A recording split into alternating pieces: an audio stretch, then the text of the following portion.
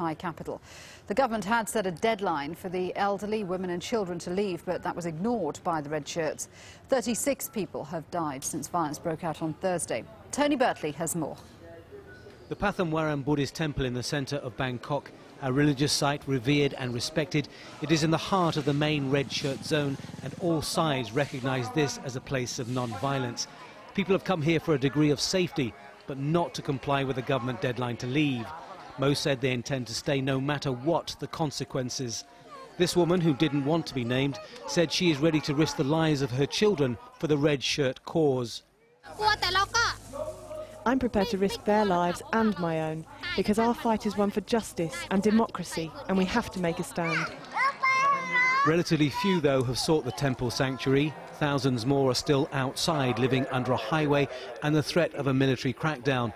There may be apprehension, but there is also a mood of defiance. Until they will kill them, they will not go from this area. They will stay here together. Nobody control them. They can decide it by themselves. I'm sure they have their own opinion. They have their own idea. Nobody control them. There is anger too because of the bloodshed. Red shirt supporters held a 1-minute silence Monday for General Katia, the renegade army officer who turned against the military and has died after being shot by a sniper. A war on the streets and a war of words still raging between the government and the red shirt leadership. Both sides are suffering internal problems. For the outside world, though, their message doesn't change.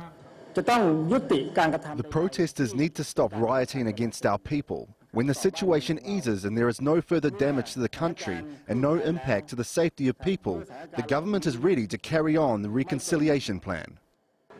Thailand will return to normality if the government's sincere and stops shooting and takes responsibility for what's happened and enters the legal process. But there is still shooting on the streets. Here, residents taking cover as volleys of shots are fired, and some soldiers are obviously jittery. We just heard something of a gun battle down the road here. Hundreds of shots being fired. We're not sure exactly what kind of ammunition was being used, but there was some intensive movement by the army. But now it seems to have settled down, and that's indicative of what's been happening the last few days. A bout of gunfire, and then everything goes calm. The question is, how long will that remain the case? Hardcore red shirt protesters are still engaged in a standoff with the military. Daily street battles are still happening, but they're confined to a few areas of the city.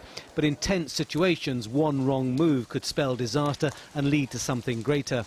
The military is trying to tighten its grip in areas of confrontation, but many of the soldiers have relatives who sympathise with the red shirts, and some are actually involved on the streets. A crackdown that leads to large numbers of casualties would be devastating and have dire consequences for future Thai stability, something the government is mindful of. It may explain the hesitation in ordering the crackdown, but after 2 months of confrontation, Thailand is now hovering between peace and bloodshed, and it could go either way. Tony Bertley, Al Jazeera, Bangkok. Well, Tim Forsyth is a specialist in Southeast Asia at the Development Studies Institute, which is part of the London School of Economics. Thanks very much indeed.